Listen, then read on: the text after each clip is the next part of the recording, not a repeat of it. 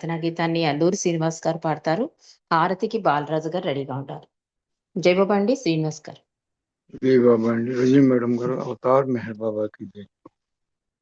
నమో మెహరు బాబా Avatar నమో దేవదేవా ప్రభు నమో మెహరు బాబా Avatar నమో దేవదేవా అపార దివ్య కృపా సాగర సకల చరాచర జగదుద్ధార ప్రభు నమో మెహరు బాబా అవతార్ నమో దేవదేవా జోహారులివే శ్రీ మెహరు బాబా మహినిధి నీచిన మానవ రూప ఇహ పరానంద జీవనమీవ భవ భయ భంజన పరమ పావన భవ భయ భంజన పరమ పావన ప్రభు నమో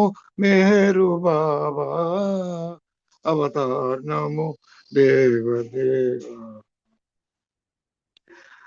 అజ్ఞానందతానంతము చేసి దివ్య విజ్ఞాన దృష్టిను సంగి అజ్ఞానందత అంతము చేసి దివ్య విజ్ఞాన దృష్టిను సంగి అది షడ్వర్గము అంతరింపగా అది షడ్వర్గము అంతరింపగా అవ్యయ మోక్షం అనుగ్రహింప ప్రభు నమో మెహరు బాబా అవతార్ నమో దేవదేవా ప్రభు నమో మెహరు బాబా అవతార్ నమో దేవదేవా.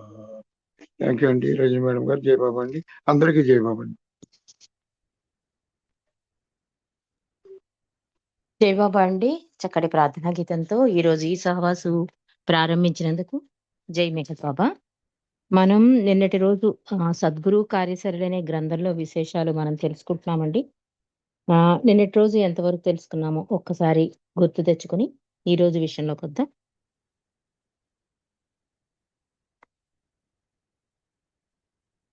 బాబా అమెరికా యాత్రలో ఉన్నారు. ఆ విశేషాలు చాలా క్లుప్తంగా, అంటే తెర వెనక జరిగే విశేషాలే మీకు తెలియజేస్తాను. ఎందుకంటే పుస్తక రూపంలో వచ్చింది కనుక ఆ తెర వెనక జరిగే సంగతులు మీకు తెలియజేస్తాను అంటూ బాబా యొక్క ఆ ముఖ కవళికలు, ఆయన హాస్యోక్తి, అంటే విసుగు అనిపించినా కూడా దర్శనానికి వచ్చిన వాళ్ళలో అది కనిపించకుండా బాబా చాలా చక్కగా వ్యవహరించేవారని, ఇలా అద్భుతంగా బాబా యొక్క కదలికలతో పాటు బాబా ఈ చార్మియాన్ వివాహం గురించి, అంటే జ్యూస్ యొక్క కుమార్తె చార్మియాన్ వివాహం గురించి బాబా అంగీకరించడంతో కొంచెం నిరుత్సాహపడుతుంది, బాధపడుతుంది. దానికి బాబా అడుగుతారు, నువ్వు నన్ను దేవుడివని నమ్ముతున్నావా అంటే, నా హృదయం నమ్ముతోంది కానీ నా మనసు నన్ను కలవర పెడుతోంది అంటే బాబా చాలా బాధపడతారు. ఈ మాత్రం బాధనే నువ్వు బాధ అంటున్నావు, నేను జీసస్గా వచ్చినప్పుడు ఎంత బాధను అనుభవించానో నీకు తెలుసా అని ఆ జీసస్ సమయంలో ఏం జరిగిందో కూడా బాబా చెప్పిన సంగతి. ఇలా అద్భుతంగా ప్రభువు జ్యూస్కి ఇచ్చిన అవకాశం ఏంటంటే ఆలింగనం ఇచ్చి ఆమె కన్నీళ్లు పెట్టుకుంటే తన చేతి రుమాలిచ్చి తన దగ్గరే ఉంచుకోమంటారు. తుడుచుకుని కన్నీళ్లు నీ దగ్గరే ఉంచుకో ఆ రుమాలని తన జ్ఞాపకంగా బాబా ఇవ్వడం నిజంగా ఎంతో అద్భుత భాగ్యశాలి మన జ్యూస్ గారు.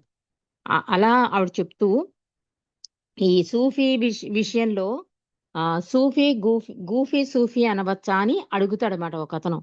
బాబా కూడా యాక్సెప్ట్ చేస్తారు. ఎందుకు అంటే ఆ భగవంతుని ప్రేమలో పిచ్చెక్కి, అంటే నీకు పిచ్చెక్కేంత వరకు భగవంతుని ప్రేమించు అని బాబా అంటారు కదా, దానికి మమ్మల్ని గూఫీ సూఫీలు అనమంటారా అని అడిగితే బాబా కూడా చిరునవ్వుతో యాక్సెప్ట్ చేస్తారు.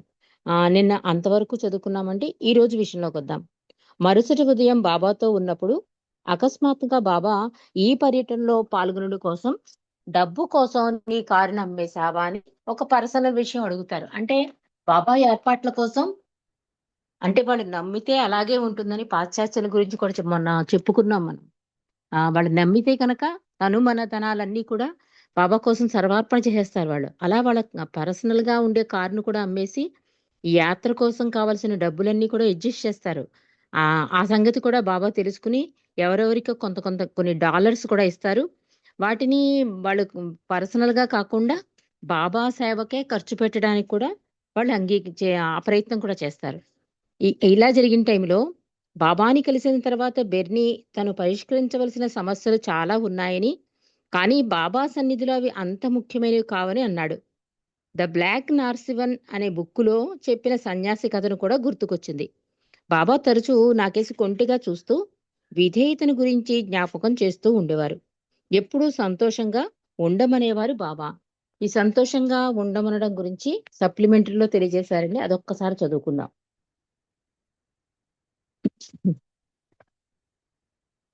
బాబా ఏం చెప్తున్నారంటే 1956లో బాబా నిన్న చదివినట్టున్నాము. ఒక్కసారి చదువుకుందాం.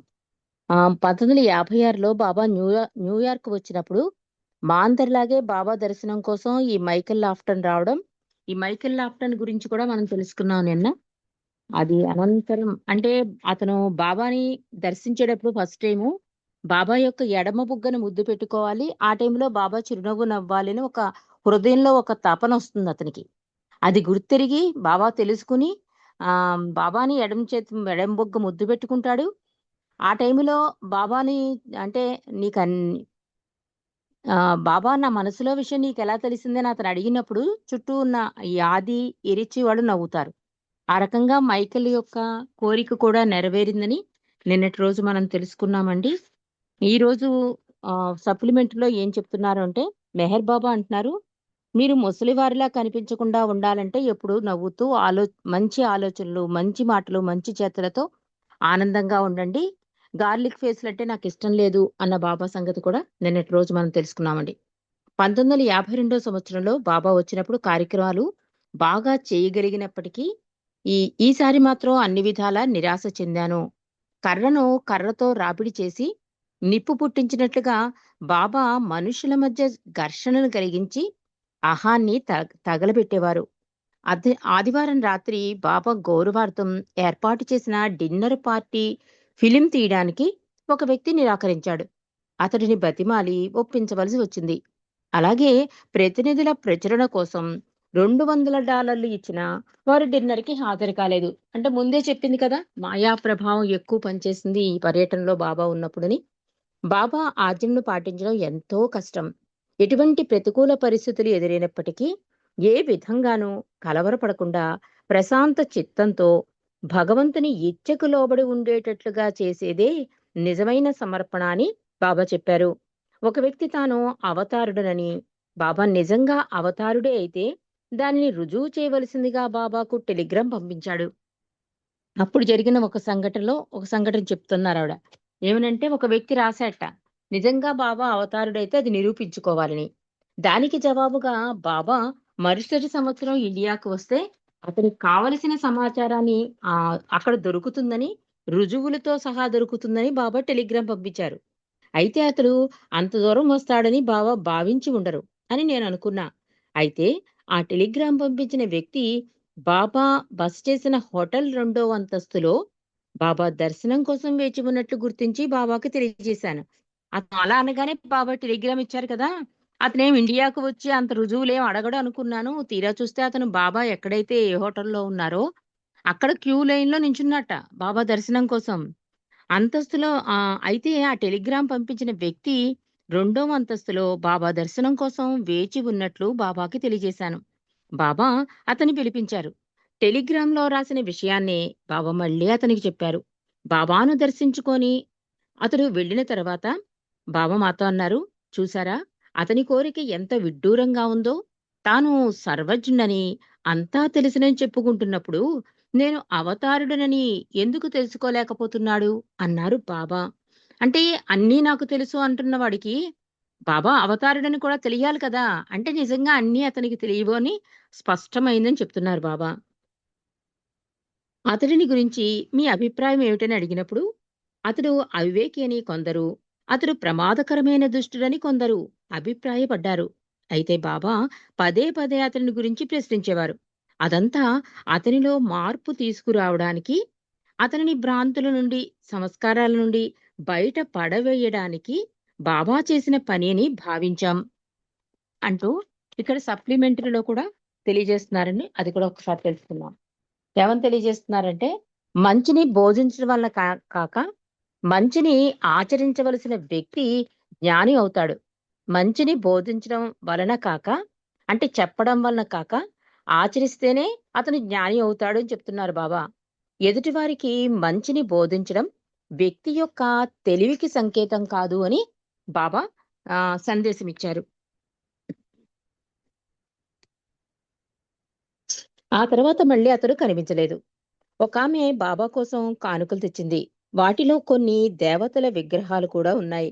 వాటిని చూసి బాబా అన్నారు, భారతదేశంలో నా భక్తులు కొందరు నన్ను విగ్రహంగా భావిస్తూ ఉంటారు.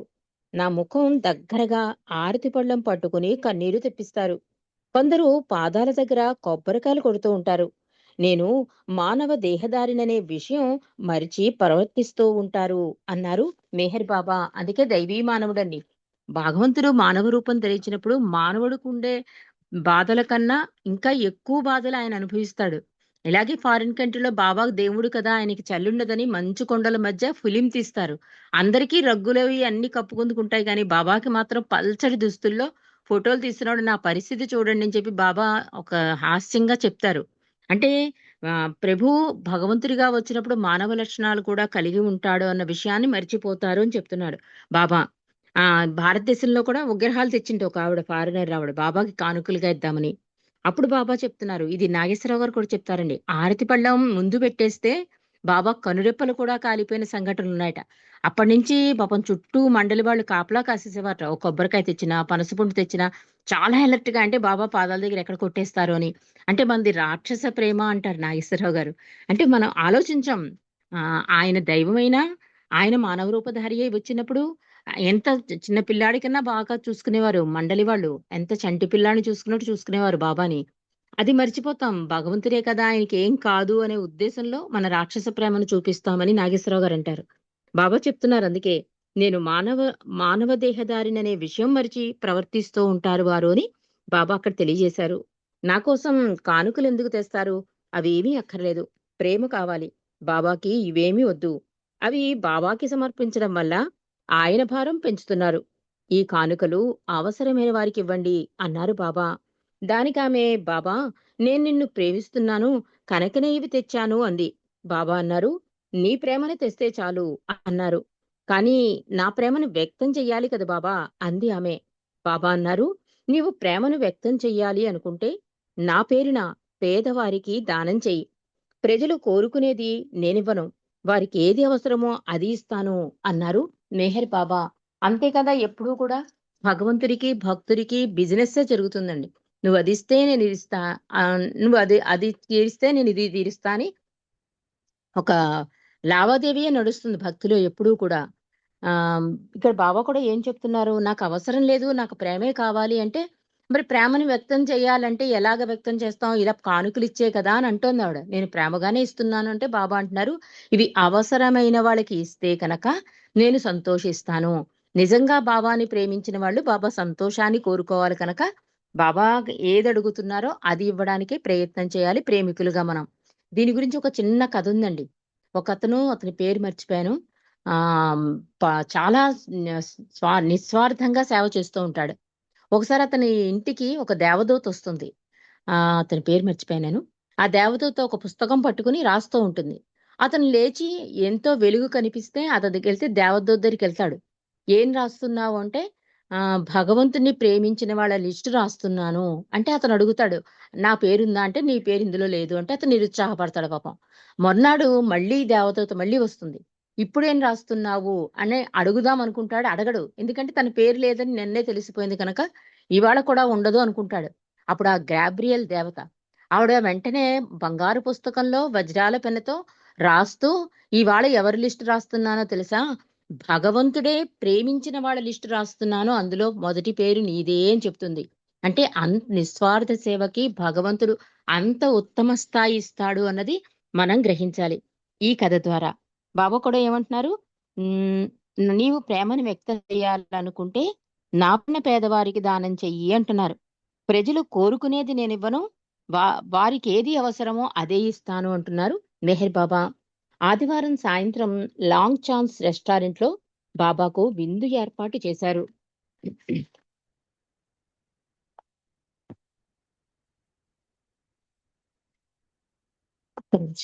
ఈ సప్లిమెంటరీ తీయడం కష్టం.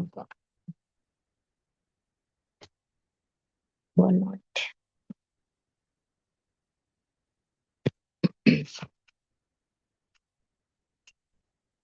దీంట్లో ఈ సప్లిమెంటరీలో ఎరిచి జెస్సావాలా చెప్పారట. ఈ ప్రపంచ పర్యటనలో ద అవేకనర్ అనే పుస్తకంలో ఎరిచి చెప్పారట. బాబా పాశ్చాత్య దేశ పర్యటన ముగించుకుని భారతదేశానికి తిరిగి వెళ్ళాక ఎరిచి ఇలా రాశారు. న్యూయార్క్, శాన్ ఫ్రాన్సిస్కో నగరాల్లో బాబా గౌరవార్థం విందులు ఏర్పాటు చేశారు. అటువంటి సత్కార విందులో బాబా తెలియజేసింది మీరందరూ తెలుసుకోవాలి అన్నారు ఎరిచి. ఈరోజు మీ అందరితో ఉన్నందుకు సంతోషంగా ఉన్నాను. నా ఈ ఏకాంతవాస కాలంలో మీ ప్రేమయే నన్ను మీ వద్దకు తీసుకువచ్చింది. మీ ప్రేమయే నా హృదయాన్ని తాకుతుంది. నేను సముద్రాలన్నీ దాటి అపారమైన దివ్య ప్రేమ సాగరాన్ని మీ వద్దకు గొనివచ్చాను. నన్ను ప్రేమించే ధైర్యం లేనివారు ఒడ్డు మీదనే ఉండిపోతారు. మీరు నన్ను ప్రేమిస్తూ దివ్య ప్రేమ సాగరంలో ఈతలు కొడుతున్నారు. మీరు నాలో మునిగిపోయేంత వరకు నన్ను అధికాధికంగా ప్రేమించండి. సముద్రపు అగాధ లోతుల్లోకి దూసుకువెళ్ళి అమూల్యమైన అనంత ఏకత్వం అనే ముత్యాన్ని స్వీకరించండి అన్నారు అవతార్ మెహర్ బాబా. బాబా ఒక ముద్ద కూడా తినలేదు ఆ రోజు. అంటే విందు ఏర్పాటు చేశారు కదా, ఆ టైంలో బాబా అసలు ఏం తీసుకోలేదు. ఆయన ప్రతి వారి దగ్గరకు వెళ్లి పలకరించారు. మనం ఈ ఫిలిం చూస్తూ ఉంటామండి. చాలా అద్భుతంగా ఉంటుంది బాబా యొక్క దివ్య మంగళ రూపం. తర్వాత ఫిలిప్స్ భారతదేశంలో బాబాకు హారతినిచ్చి కుంకుమ తిలకం పెడతాడు. ఇక్కడ మనం ఉపన్యాసాలతో ఓదరగొడుతున్నాం అంది. అంటే ఫిలిప్ అందట భారతదేశంలో అయితే ఇంత చక్కగా ప్రభువే మన దగ్గరికి, ఇక్కడ అయితే బాబాయే దగ్గరికి వచ్చి ప్రతి టేబుల్ దగ్గరికి వచ్చి వాళ్ళని పలకరిస్తూ ఉంటారు. మనం ఫిలింలో కూడా చూస్తాం. ఆవిడ అంటుంట, భారతదేశంలో బాబా దగ్గరికే వెళ్ళి హారతి కుంకుమాది పెడతారు, ఇక్కడ మనం ఉపన్యాసాలతో ఓదరగొడుతున్నామని ఒక మాట అంది ఫిలిప్స్. సోమవారం ఉదయం 11 గంటలకు మీడియా కాన్ఫరెన్స్ ఏర్పాటు చేశాం. అందుచేత భగవద్వచనం ఎడిటర్ గాను బాబా ప్రతినిధిగాను అందంగా కనిపించడం కోసం 9:30 బ్యూటీషియన్తో హెయిర్ డ్రెస్సింగ్ కి అపాయింట్మెంట్ తీసుకున్నాను. అయితే ఇలాంటి వాటికి బాబా అనుమతి అనవసరం అనుకున్నా. ఉదయాన్నే మెహర్జీ ఫోన్ చేసి బాబా నన్ను చార్మియాన్ని 9:30 మీటింగ్ రమ్మని చెప్పారు. అలా చాలాసార్లు ఫోన్లో చెప్పాడు. గురువు యొక్క విధానాలు తెలియని వారికి ఇవి చాలా చిన్న విషయాలు అనిపిస్తాయి. బాబా అందరికీ గుణపాఠాలు నేర్పుతూ ఉంటారు. ఒకసారి ఎరిచి బాబా సౌజ్ఞను విశదీకరిస్తూ ఎనర్జీతో బాబా 3 రోజుల పాటు తనను చూడవద్దంటున్నారు అన్నాడు. ఆమెకు విస్మయం కలిగింది. ఎరిచికి తన తప్పు తెలిసి రాలేదు. నిజానికి ఆమెను 3 రోజుల నుంచి ఎందుకు కనబడలేదు అని అడిగారు. ఈ విధంగా బాబా మనల్ని విస్మయానికి గురి చేస్తూ ఉంటారు అన్నారు జ్యూసు. అంటే ఈవిడేమనుకుంది అంటే ఫారినర్‌లో ఎక్కువ పై మెరుగులకే కదా అట్రాక్షన్ అవుతారు. అంటే బాబా పుస్తకం యొక్క ఓపెనింగ్ కదా, దానికి కొంచెం అందంగా తయారవుదా అని బ్యూటీషియన్‌కి అపాయింట్మెంట్ ఇచ్చిండు 9:30కి. కానీ 9:30 కల్లా తన దగ్గర ఉండమని బాబా ఆర్డర్ ఏశారు. అంటే డైరెక్ట్‌గా ఇలాంటివి నాకు ఇష్టం లేదని చెప్పలే. కానీ బాబా ఏం చెప్తున్నారు? 9:30 కల్లా నా దగ్గర ఉండాలి చార్మియా నువ్వు అని. అలా ఇండైరెక్ట్‌గా అంటే బాబా అనుకోని విధంగా ఈ బలహీనతల నుంచి బయటపడేస్తారు అని చెప్తోంది జ్యూసు. మనం వాటికి ఇంపార్టెన్స్ ఇవ్వకూడదు. బాబాకే ఇంపార్టెన్స్ ఇవ్వాలి. ఒక గురువుకి సమర్పణ అయ్యాము అంటే ఆయన అన్ని సార్లు ఫోన్ చేసినప్పుడు కూడా నేను అర్థం చేసుకోకుండా వెళ్ళకపోతే అది అవిధేయత అవుతుంది కనుక నేను ఆయన మాటకి ఒప్పుకుని వెళ్ళిపోయానని చెప్తోంది. ఇలాంటి గుణపాఠాలు నాకే కాదు ఎరిచి విషయంలో కూడా జరిగింది. అదేంటంటే ఒకసారి ఏదో సౌజ్ఞ చేస్తే ఎరిచి ఏం చెప్తున్నాడు? 3 రోజుల వరకు నేను దర్శనానికి రావద్దు అని చెప్తున్నట్ట. కానీ దాని అర్థం ఏంటి? 3 రోజులయింది నిన్ను చూసి, ఇప్పుడా నువ్వు రావడం నా దగ్గరికి అని బాబా చెప్తున్నారు. అలా చిన్న చిన్న పొరపాట్లు జరిగేవి. కానీ బాబా చాలా చాకచక్యంగా అందులోంచి బయటపడేసేవారు మమ్మల్ని. మమ్మల్ని విస్మయానికి గురిచేస్తూ ఉండేవారు బాబా అని చెప్పి జ్యూస్ చెప్తున్నారు. హెయిర్ డ్రెస్సింగ్ విషయం వాయిదా వేసుకోమన్నారు. వాయిదా వేయడంలో కష్టాన్ని వివరించా. అయితే మీటింగ్‌ని 8:30కు పెట్టుకుందాం అన్నారు. నా గురించి మిగతా వారికి ఇబ్బంది కలుగుతుంది అన్నాను. చివరికి 9 గంటలకు మీటింగ్ పెట్టుకుందాం అన్నారు. బాబా మన అహం మీద సరైన సమయంలో దెబ్బ కొడుతూ ఉంటారు. గందరగోళానికి గురి చేస్తూ ఉంటారు. దానిలోంచి బయటపడడం కష్టం. అతి చాకచక్యంగా చిన్న విషయాన్ని పెద్దగా చేసి మన తప్పుని గుర్తింపచేస్తారు. ఆ రోజు మొదటిసారిగా బాబా మెహ్రా గురించి ప్రస్తావించారు. అమెరికాలోని స్త్రీలకు తన ప్రేమను అందిస్తోందని చెప్పారు. ఆమెకు మా ప్రేమను టెలిగ్రామ్ ద్వారా తెలియజేయడానికి అనుమతించారు బాబా. అలాగే ఆమెకి ఏదైనా కానుక పంపించాలనుకున్నాం మేం. అమెరికా నుంచి కానుకలు గాని, ధనం కానీ తీసుకోమన్నారు. అయితే మెహ్రాకు ఏదైనా చిన్న బహుమానం తీసుకోవడానికి అంగీకరించారు బాబా. ఎనర్జీ ఒక చిన్న బంగారపు శారీ పిన్ కొని తీసుకొచ్చింది. దానికి 7 రంగుల ముత్యాలు పొదిగి ఉన్నాయి. అది చూసి, "అంత ఖరీదైంది ఎందుకు తెచ్చావు?" అన్నారు బాబా. దాని ఖరీదు $19.95 మాత్రమే ఉంది. ఆ ఉంగరంలో చేతిలోకి తీసుకుని స్పృశించి అందరికీ చూపించమని ఎనర్జీకి చెప్పారు బాబా. అయితే ఎవరూ దానిని ముట్టుకోవద్దు అన్నారు. విలేకరుల సమావేశం నాకు ప్రథమ అనుభవం కలిగింది. విలేకరి, "దీనివల్ల ఆయనకేం లాభం?" అని అడిగాడు విలేకరి. దానికి జవాబుగా, "బాబాకి డబ్బేమీ అక్కర్లేదు. అమెరికా నుంచి పెన్నీ కూడా తీసుకువెళ్ళాడు." సారీ, ఇక్కడేదో తప్పు రాశారు. "అమెరికా నుంచి పెన్ను కూడా తీసుకెళ్లారు" అని చెప్పింట. అంటే బాబా ఈ వెళ్ళిపోతున్నప్పుడు కానుకలిస్తామంటారు కదా! మెహ్రా ప్రేమ గురించి వ్యక్తం చేశారు బాబా. అందరూ అన్నారు, అందరినీ అన్నారు బాబా, "టెలిగ్రాముల ద్వారా మీ ప్రేమని మెహ్రాకి అందజేయండి" అని మెహ్రా యొక్క ప్రేమ గురించి బాబా పరిచయం చేస్తే, అందరూ కానుకలిస్తామన్నారు బాబాకి. బాబా, "ఒక్క మెహ్రాకి మాత్రమే ఇవ్వండి కానుక. ఇంకే కానుకలు నేను స్వీకరించను" అన్నారు. చాలా చక్కటి శారీ పిన్ ఇస్తే బాబాకి చాలా నచ్చింది. "చాలా ఖరీదా?" అని అడిగారు. దాన్ని బాబాయే టచ్ చేశారు తప్ప ఇంకెవరిని కూడా ముట్టుకోనివ్వలేట. అలా ఒక అద్భుతమైన కానుక మెహ్రాకి మేము పంపించామని జ్యూస్ మనకి తెలియజేస్తున్నారు. ఇక్కడ విలేకరుల సమావేశంలో ఒక అతను అడిగాట, "బాబాకి డబ్బేమీ అక్కర్లేదా? ఏమీ అక్కర్లేదు" అని అడిగితే, అప్పుడు జ్యూస్ చెప్తున్నారు, "ఆయన డబ్బు అవసరం లేదు. ఒక పెన్ను కూడా ఆయనకు అవసరం లేదు" అని చెప్పా. "మరి మీకేమిటి లాభం?" అని అడిగాడు. "నిజాయితీ జీవితం నేర్చుకున్నాం" అన్నారు జ్యూసు. "ఎంతమంది ప్రముఖులు ఆయన చూడ్డానికి వచ్చారు?" "బాబాకు అందరూ ముఖ్యులే" అని జవాబిచ్చారు. అంటే విలేకరులు రకరకాల ప్రశ్నలేస్తూ ఉంటారు కదా! డబ్బు ఎందుకు అవసరం లేదు అని అడిగితే, ఆయన ఇక్కడి నుంచి అసలు ఏమీ పట్టుకెళ్ళరు, అవసరం లేదు, పెన్ను కూడా అవసరం లేదు చెప్పింది. "నీకేంటి లాభం?" అంటే ఒక ఆత్మ నిజాయితీగా ప్రయాణం చేస్తే గమ్యం చేరుతుందండి. ఇది బాబా కూడా చెప్పింది. కాబట్టి ఆవిడ చాలా అద్భుతంగా సమాధానం చెప్పారు. నిజాయితీ జీవితం నేర్చుకున్నాం మేము ఆయన దగ్గర నుంచి అని చెప్పారు. ఆ తర్వాత బాబా ప్రముఖుల్ని, వీఐపీలు, మన మెహ్రాబాద్‌లో అదే మనకి స్పెషల్ అట్రాక్షన్. అక్కడ వీఐపీ దర్శనాలుండవు. ఎవరైనా లైన్‌లో నించోవలసిందే. మండలి వాళ్ళైనా కూడా లైన్‌లో నించునే దర్శనాలు చేసుకునేవారు. అది అది ప్రత్యేకంగా మనం చెప్పాలంటే బాబా దాంట్లో గుడిలోకెళ్ళినా, ఎక్కడికెళ్ళినా వీఐపీ దర్శనాలు, వీఐపీ టికెట్లు, హుండీలు ఇవన్నీ ఉంటాయి. ఒక్క మెహ్రాబాద్‌లోనే మెహర్ బాబా దగ్గర అవన్నీ ఉండవండి. ఇవి మనం ప్రత్యేకంగా చెప్పవచ్చు కూడా. ధైర్యంగా, గొప్పగా కూడా చెప్పుకోవచ్చు. తండ్రి అంత వెసులుబాటు, అందరూ సమానమే అంటాడు బాబా పనిలో. అలాగే బాబాకి అందరూ సమానమే కనుక, ఇక్కడ ప్రముఖులంటూ ఎవరు ఉండరు. బాబా దగ్గరికొచ్చిన వాళ్ళందరూ ప్రముఖులే అని అద్భుతంగా జ్యూస్ చెప్పారు. అలా ఈరోజు విషయాలు మనం తెలుసుకున్నామండి. మళ్ళీ సోమవారం మిగిలిన విశేషాలు తెలుసుకుందాం. అవతార్ మెహర్ బాబా की జై. జై బాబా అండి. బాలరాజు గారు. अवतार मेहर बाबा की जय। देवादिदेवा प्रेम स्वभाव प्रभो मेहरु बाबा प्रियतमा मनसु आरती दे प्रियतमा मनसु आरती दे ప్రేమ జ్యోతిమా హృది వెలిగించు కామ క్రోధముల మది తొలగించు ప్రేమ జ్యోతిమా హృది వెలిగించు కామ క్రోధముల మది తొలగించు దామను వీడక నిన్ను ప్రేమించు దామను వీడక నిన్ను ప్రేమించు మము కరుణించవయా ప్రియతమ మనసు ఆరతిదే ప్రియతమ మనసు ఆరతిదే నీ దివ్య నామమే మదిని స్మరించు నీ దివ్య రూపమే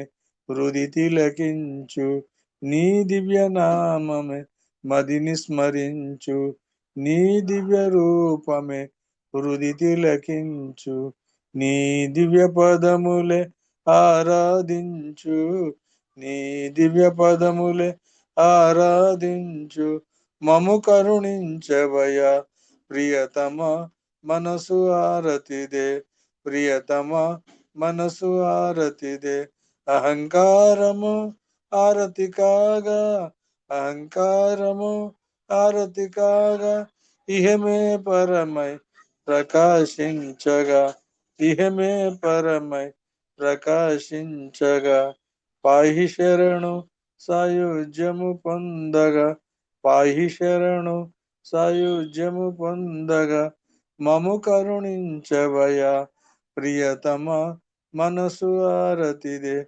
ప్రియతమ మనసు ఆరతిదే.